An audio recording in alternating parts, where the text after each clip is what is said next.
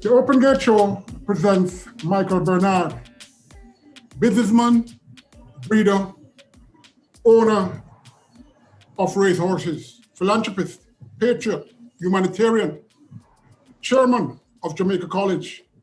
Mr. Bernard, welcome to the Open Gate Show. Thank you very much, Colin. And shall I say good morning or afternoon, evening to your listeners and viewers. A scholar at Jamaica College, played cricket as an opening batsman and spin bowler for JC's Sunlight team, as well as opening batsman for Jamaica 1976 under 19 team. Horses, horse racing, how come? Colin, I'll tell you, it all started at Jamaica College in the very early 70s when there was a young man by the name of Charlie Hussey, who was an apprentice rider whilst he was at JC. And as a school student, we followed Charlie, and I certainly followed him through to him winning his first race on Freezing Fast. And then over the years, I continued my interest in horse racing through to actually participating in the racing pools. And I recall very vividly that on one Saturday, I had 7 of the first 8 winners, including a horse by the name of Bag of Gold with C. Gordon at 40-1. And I was simply waiting now. I had now 28 points, and I was waiting now on the last race, 4 horses, with the favorite at 1-9, I believe it was called Okie Chobi Babe. And that horse at 1-9 came around the 2 furlong bend, and the saddle slipped. And in a 4-horse field, my 1-9 that should have given me to make it 32 points came 4th of 4, and I ended up with 29 points. Anyway, I continued on, and I went off to university in the very early 80s, and I remembered a trainer, Vin Edwards, with a horse by the name of Dijob, and that is to date my best horse. He still holds the 5 furlong round track record. And so when you ask me about horses and my favorite horse apart from Wow now would have been Dijob. So I continued in racing all through that time. When I came back to Jamaica, I still followed the sport, yes, and it took me all the way through to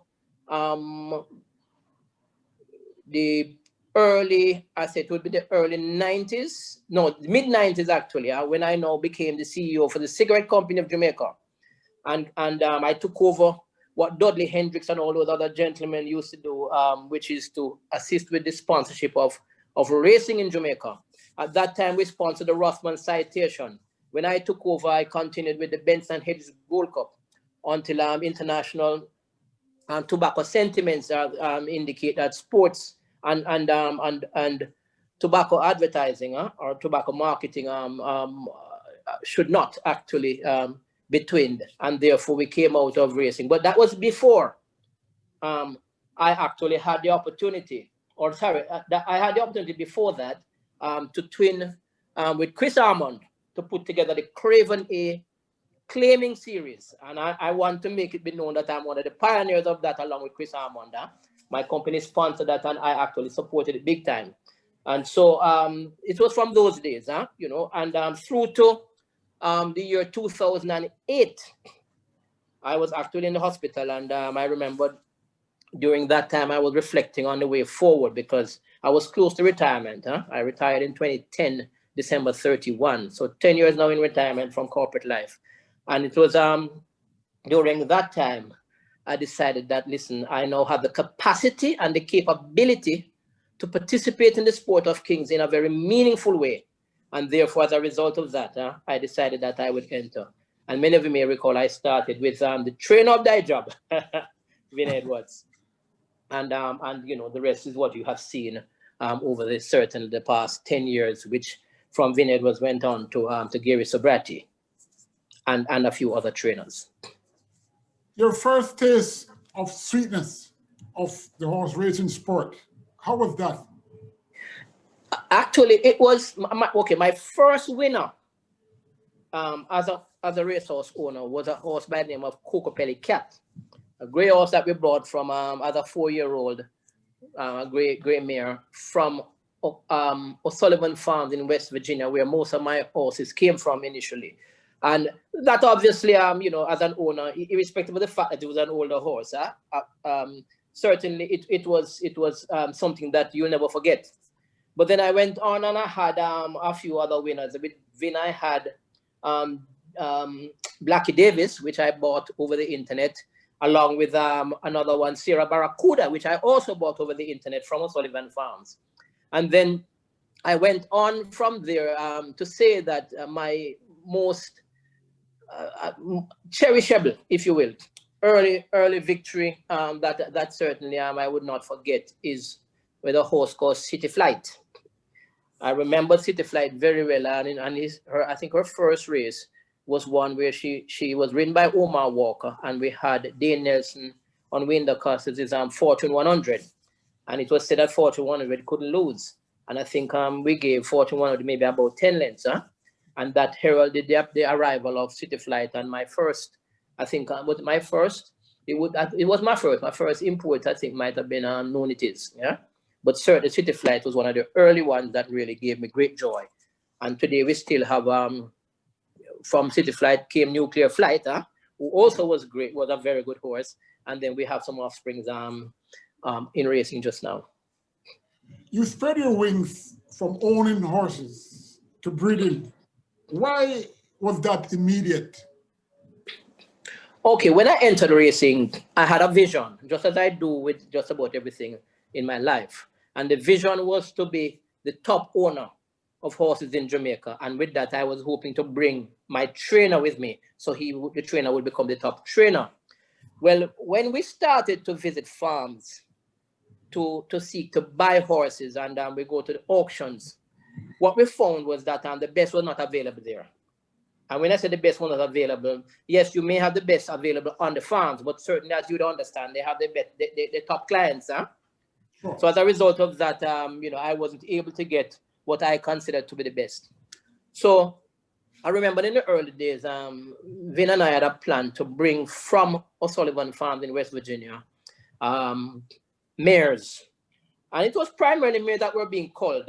So it was mares that were being culled by the farm. And then on top of that, now I would actually, whether it be over the internet, via that same farm or visiting the farm directly, buying fillies, yeah, to bring to Jamaica. And so I started a breeding program actually with Vin, because in fact, the horse Nippet, who is Nipster's dam, was actually foaled on Vin's farm. Yes, it's Nippet, who is Nipster's mother or dam, was foaled on Vin's farm. And Nippet's dam is a foreign dam called Appalachian Spring that we, as part of the breeding program that we had managed with Vin, came also from O'Sullivan Farm in West Virginia. So I started the breeding because I needed to get good quality horses, and that was not available to me on the farm, because by the time you go there, the top clients would have already gotten them. And when you go to the sale, the best ones are already sold, or what you would need to pay for. Some top ones really would be extraordinary at that time. So Mike, you have a non-plume Micros. How did that came about, that name? It's very simple, very simple. My wife generally supports me with almost everything I do. And just as a young man, when playing cricket, she would support me, and she'd watch cricket as a result of that. With horse racing, she realized it was my passion. And so as a result of that, she gave me full support. Yes, I mean, I spent so much time bothering her with talking about breeding and researching horses and so forth. So as a result of that, Micros is the non-plume. That means M-I-C-H for Michael, and the last three letters R-O-S for Rosalie. So it's actually, Micros is really a combination of myself and my wife's first name. Okay, very cool. You owned horses and breed horses and race horses in Florida. Tell us about that venture.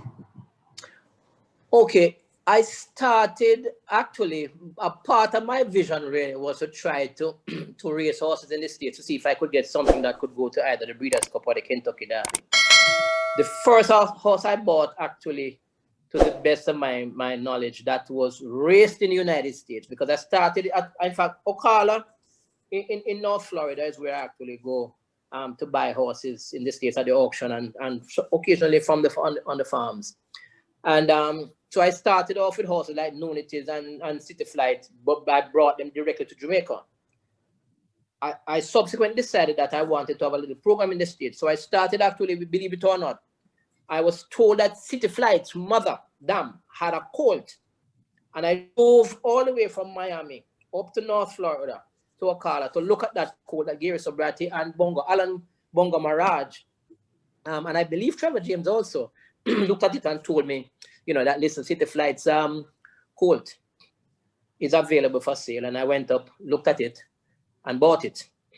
And then I decided that I would race it in the States. So Alan Bongo Maraj, I gave that to train. So that's how I started. He won about 3 races. They were all primarily claiming races at Gulfstream Park, 2 at Gulfstream Park and 1 at Gulfstream Park West, which was Calder.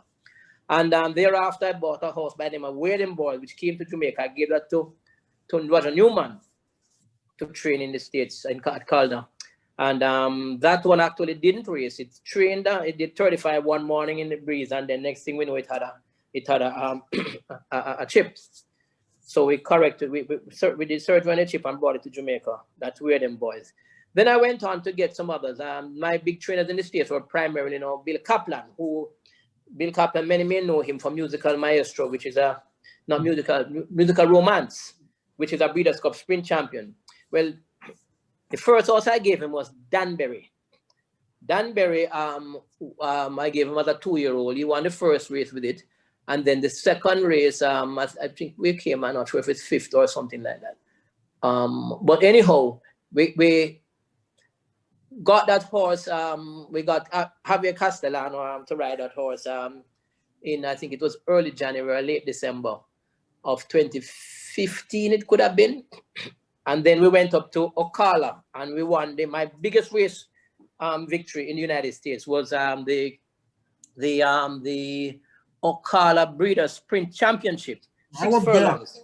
Yeah. Oh, you're right. So you should remember that because Castellano didn't ride my horse on that day. He rode a horse for Todd Pletcher. Yes. Yes. But Eddie Castle rode mine, and we won that in 110, going 6 furlongs, and that was my biggest win. As a matter of fact, it's also the biggest amount of money some of my Jamaican friends made, right? Who came with me, huh? I won't call their names really, but it was at 26-1, huh? Yes, and so yes, so that and then we moved on, and I've had about 10 or 12 horses in the States. I had 5 with other pinching. Unfortunately, none of them really won, but I brought one. She's an introvert to Jamaica. Many may know that one, right? She's now in my breeding program.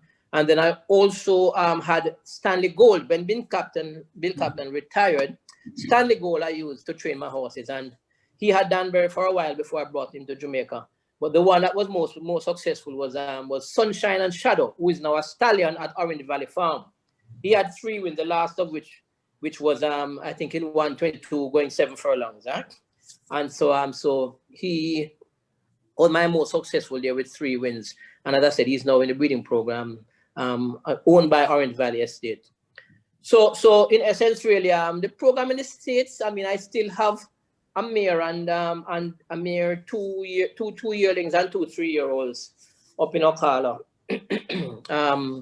But I'm kind of reviewing that program because it's very expensive to operate in the States. And if the horses aren't earning to keep themselves, then you have to kind of reevaluate how you treat with that. So I'm in the process of doing that.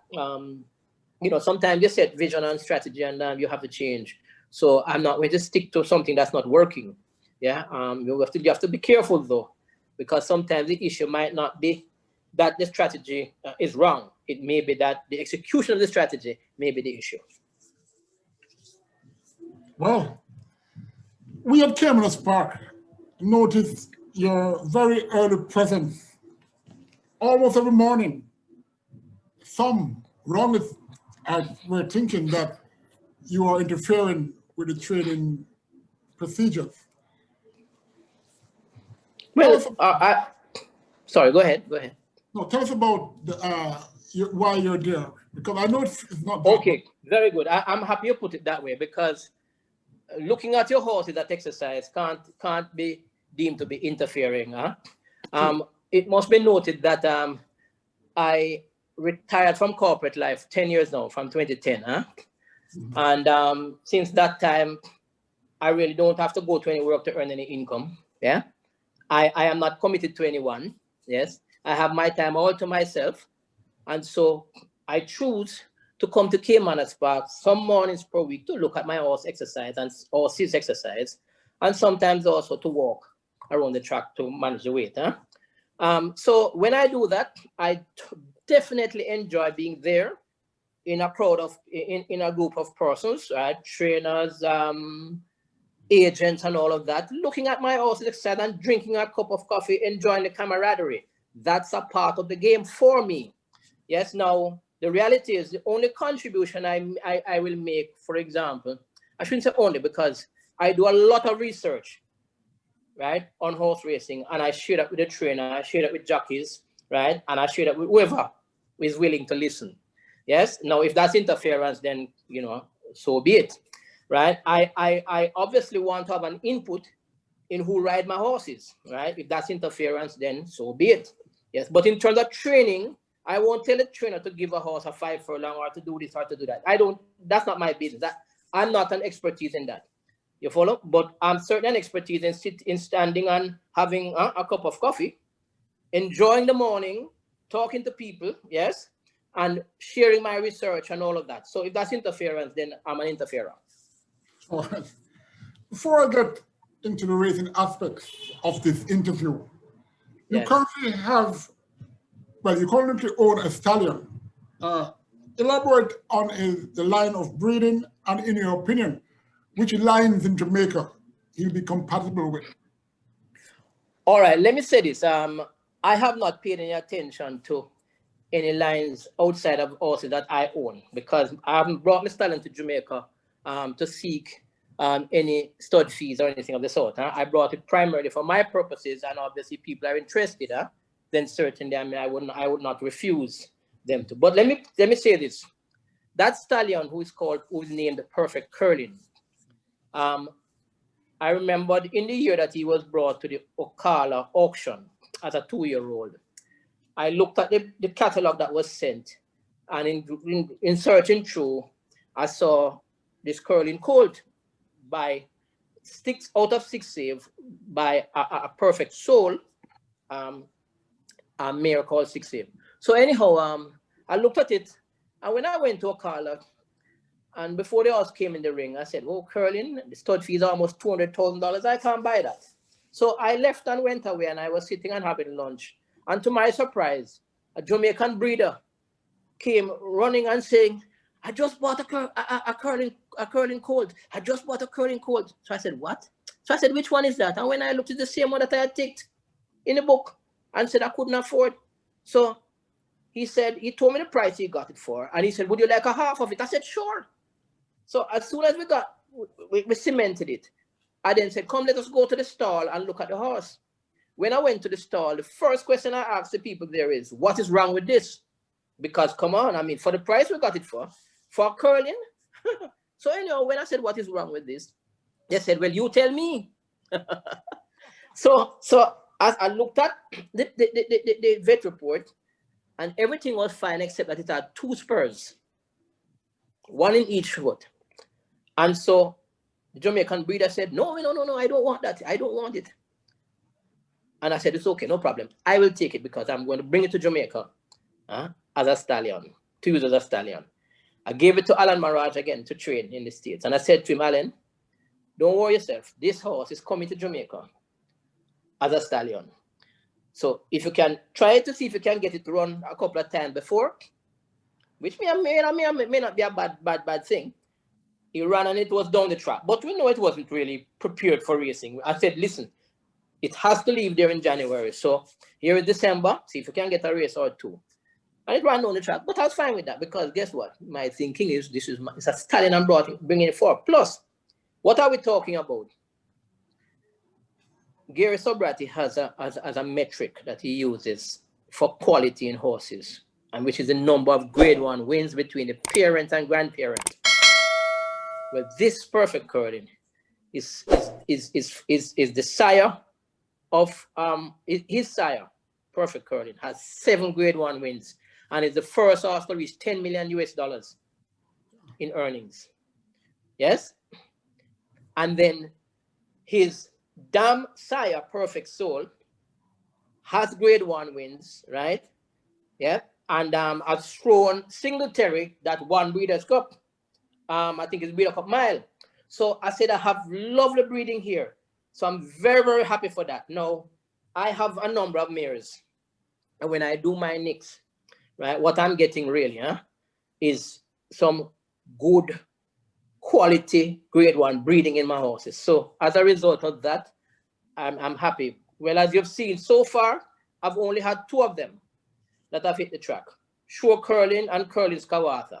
Curlin's Kawata is not mine. I bought it because he was the only perfect curling colt of the 7 that were produced 2 years ago that I did not own. And I said, listen, I'm going to buy it so that I have all of them.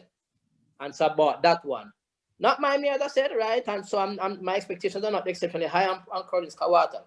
But the first one, Sure Curling, won after about 4 starts, which is good, which is good. And then we have some other nice ones coming on, right? And we will see exactly what the outturn will be in another 3 to 6 months. So the reality is, I mean, I'm happy, but I can't tell you about who it fits or matches with, because guess what? I'm not really looking at anything else but my own mares. Okay. You've bred a number of horses, winning numerous top races. 2020 was your best year. And you were very unfortunate not to have won all the Trio Classics last season. Well, you created history, owning and breeding, as an owner and breeder of a classic winner. Give us an insight on that 2020 season and your expectations for 2021. Okay, the 2020 season was a very good one. I began the year with 6 horses with 1 trainer and the other almost 20 with my primary trainer, Gary Sabrati. Early in the year, I transferred 5 of the 6 because 1 died from that other trainer to Gary Sabrati. Primarily, I mean, the reason why I had horses outside of Gary Sabrati's stables was to execute my diversification strategy, which is to not have all of my eggs in one basket, coming out of an experience that had nothing to do with Gary Sabrati in 2013, where I lost most of my horses because during that feed issue. You remember? Yes. That's right. So as from that time, I said, listen, I'm going to really not have all of my good horses under one umbrella. And that's why Gary Sabrati didn't have all at the beginning. Like I said, a couple months after the year started, I actually moved those from the other trainer to Gary Sabrati to assist him in challenging for the championship. The championship year is over. And so what I've done actually is that I've moved some of those horses back into my diversification program with another trainer. And that trainer happens to be the gentleman, as you know, that is the champion owner for 2020. Now, 2020 started, we had high hopes for Wow Wow, and he did well all the way through to winning the Guineas, and just barely lost the St. Ledger. And then he has not been the same horse actually. In fact, from 2020, the beginning of 2020, he was never the same horse, because you may recall he didn't participate in the 3rd leg of the Toba. That could have actually, for one, that would have given me the bonus. So the year was a very good year. Let's not fool ourselves, right? Highlighted by Nipster. And Nipster really, when it went to Gary Sabrati, actually improved upon how we got him into Gary's stables, and improved significantly to the extent that I think he is maybe a significant contender. Not maybe, he's a significant contender for Horse of the Year for 2020. But it was a good year. I must say though, and I must hasten to say for all the listeners and viewers, that even when you see what is called a good year for an owner, please note that it is still a loss year. It's still a loss-making year, right? So, and when I say loss-making, what I mean is, depending on how you look at this, right? It means that all it means is that your income from purses and whatever wherever else in horse racing is less than what you spend. So even though you hear that Mr. X or Mr. Y is champion owner and all of that, it's still a losing year for them. And that's just how life is really. And in fact, if you put the breeding in it, then you're also talking the expenses for running a breeding program, which feeds your racing program. You're talking about even more significant losses. But for me, I don't focus on it as a loss because it is a sport that I love. I'm not a gambler. And as a result of that, I see it really as an investment in something that I love, in giving me enjoyment. And part of that enjoyment, Colin, is coming to Caymanas in the mornings and watch me horse exercise and get the cool breeze and drink a cup of coffee and have a camera ready and talk with people, right? That really is all part of it. And the day I can't do that, then it means that it's time really to exit and go and look at something else. Whether it is to own a private yacht, you and me, or to play golf, or to own a private aircraft, right?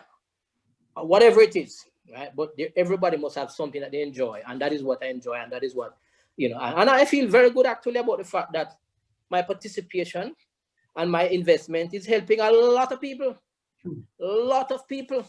You understand me? And so that is one of the things that will help to keep me in the game because of my contribution. You talk about philanthropists, that is philanthropy. That is philanthropy because I'm not earning anything from it. Sure. Human beings are as such that they will judge whatever they see or hear, of which some will exaggerate to make situations look grim.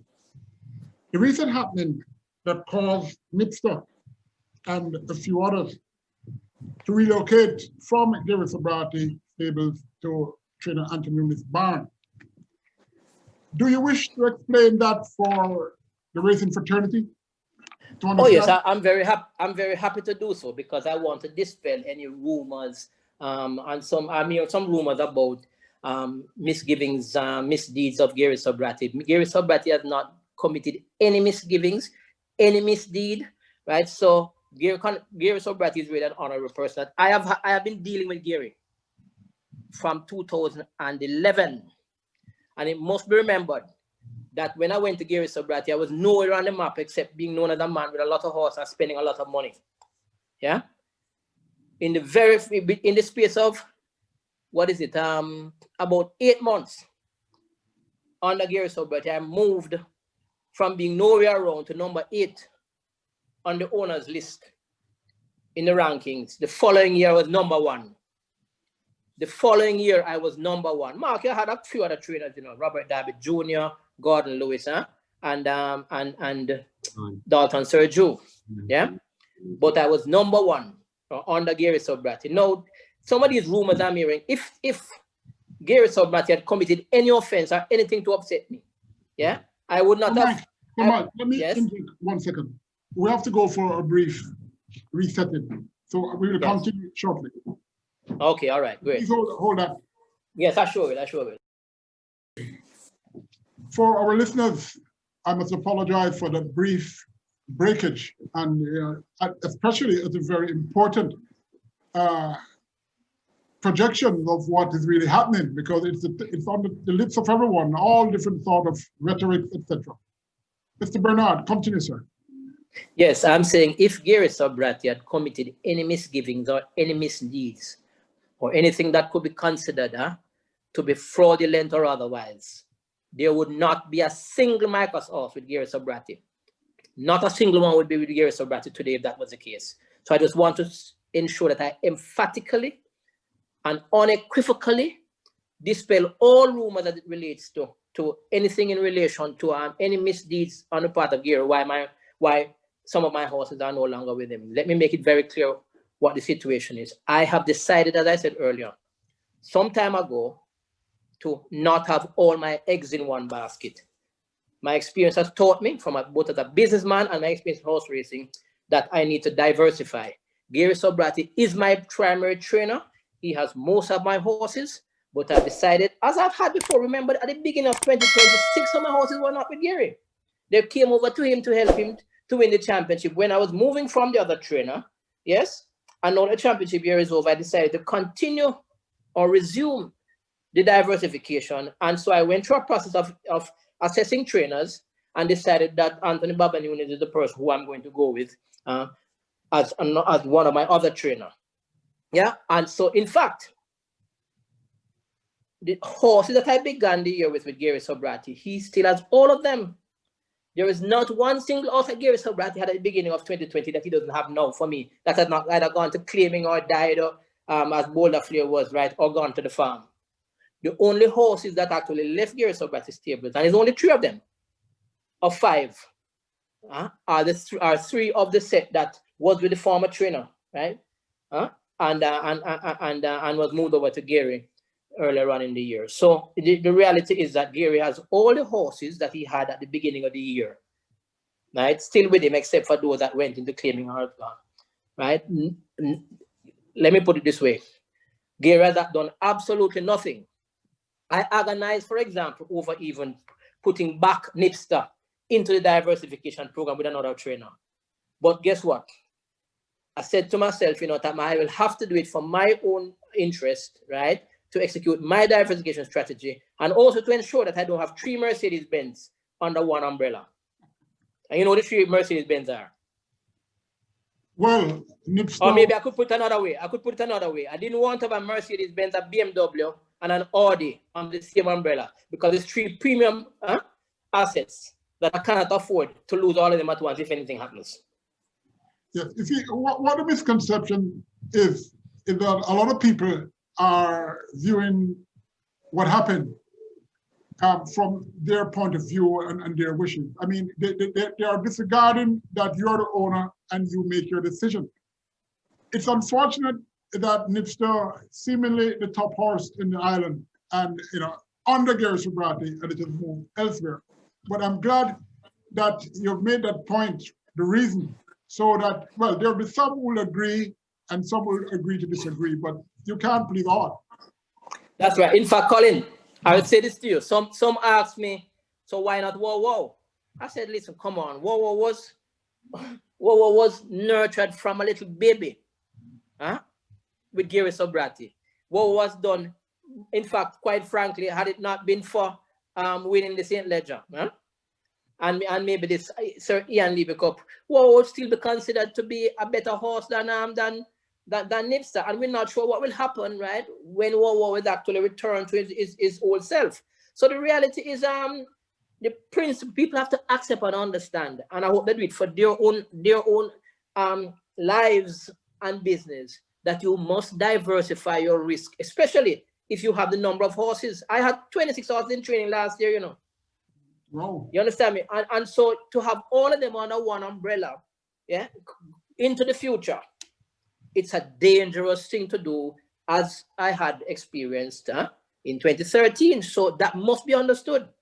Must be honest. I know some people, some owners, for example, with 14 horses and 7 different trainers.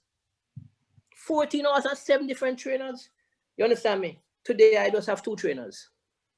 And sometimes the principle of not putting all your eggs in one basket, you don't want to put them in too many baskets either, because that's difficult to administer, right? But you must make sure, right, that you diversify your risk, right, which is really what I'm doing. And the trainer understands that too. It's not a new thing for him, because remember, he had that situation at the beginning of the year, and even before that, because when I first went to Gary Sobrati, we had 3 trainers that year: Gary, Robert Darby Jr., and Gordon Lewis. And we continued with those 3 for the second year. Then Robert Darby Jr. exited, and then Serge, who came into the picture. So it just so happened that this seems to be so conspicuous now, why people are really paying as much attention to it as they are. But it has been a strategy that has been in operation for some time. And as I said, we began 2020 with 6 horses. 3 of them are now with Baba, but those 6 were never with Gary in the first place. And Gary knows that. So Gary's not as Gary. I mean, listen, he's a human being, and any human being might be disappointed to lose a horse like Nipster. But at the same time, really, you reflecting back on it, you never had it at the start, You got it, right? And you did well with it. It did well for you as well, right? So I don't think, listen, again, he's a human being and that's understandable. I agonized over doing it too, but guess what happened? Strategy is very important. If you don't stick to strategy, you can fail. Well, your strategy so far has been good. So, this one could be no exception. So, Mike, of all the local horses you have owned, I know your favorite was Dijah, but horses that you have owned, can you name your 3 favorites in order of preference? Is that difficult for you? No, it's fairly simple. The third one is where the issue is going to be in terms of difficulty. But number 1, I will still say, whoa. Huh? 11 straight, 124 for the 2-year-old, top earner. Yes, that one gave us a great amount of joy. And I'd say number 1 would be whoa. Number 2, Nipster. No, number 3, and you said horses I have bred, right? Local horses. Number 3 is, listen, it's between a filly and her sister. The filly, yes, the filly and her sister.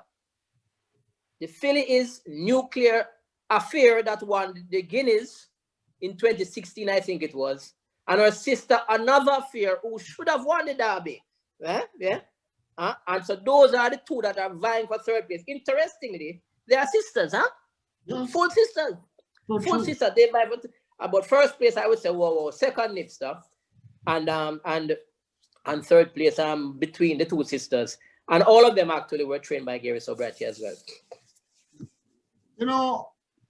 Coming to think of it, you must be a very strong man. I'm sure your heart is in good condition because that Derby, the jockey and Another Affair, Jerome Innes, is with fell.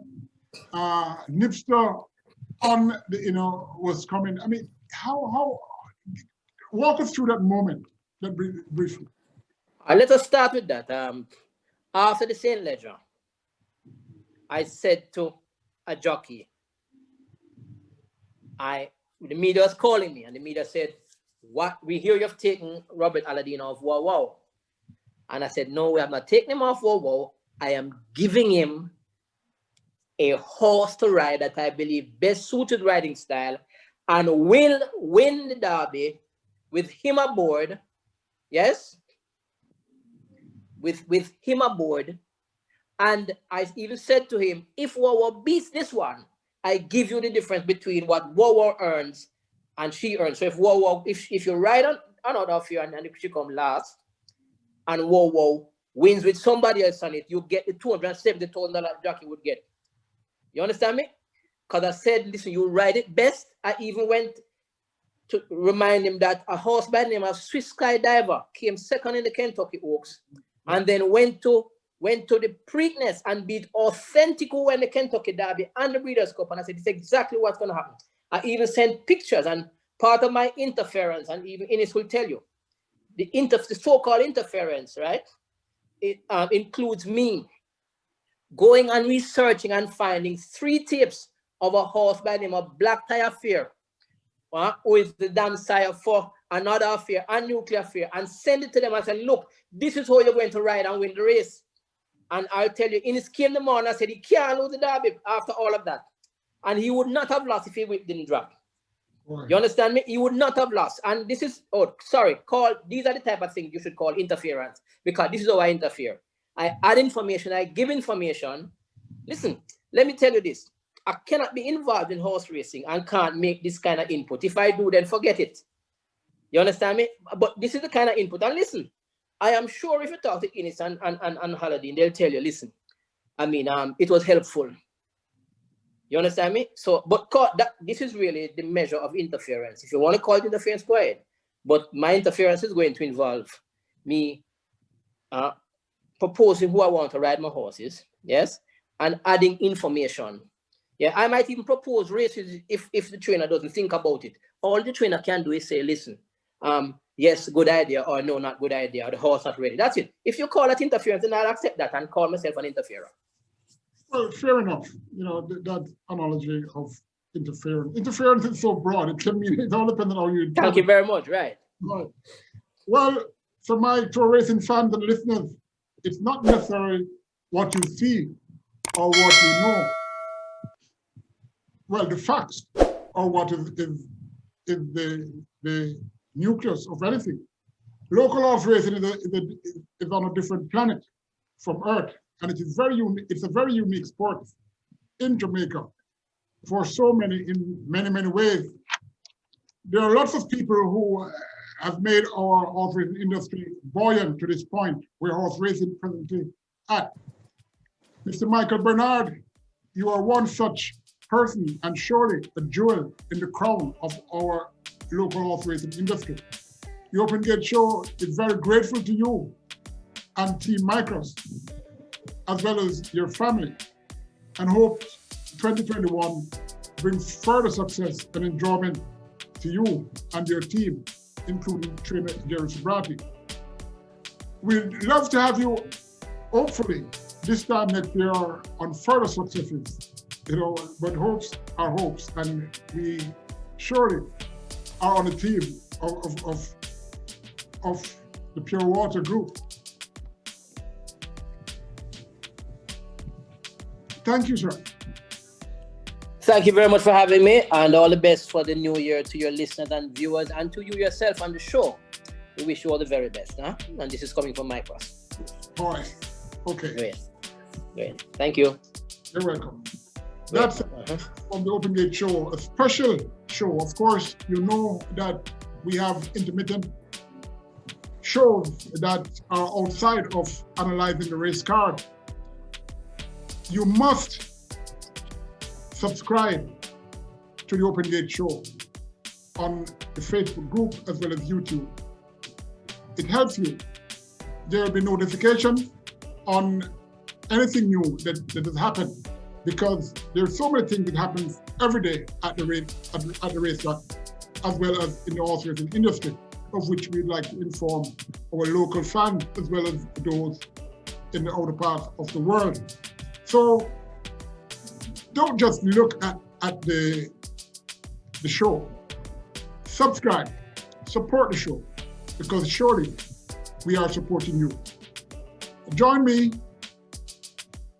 on occasion for some special shows that project the integral part of how a horse trained, as well as other aspects of horse racing. Thank you.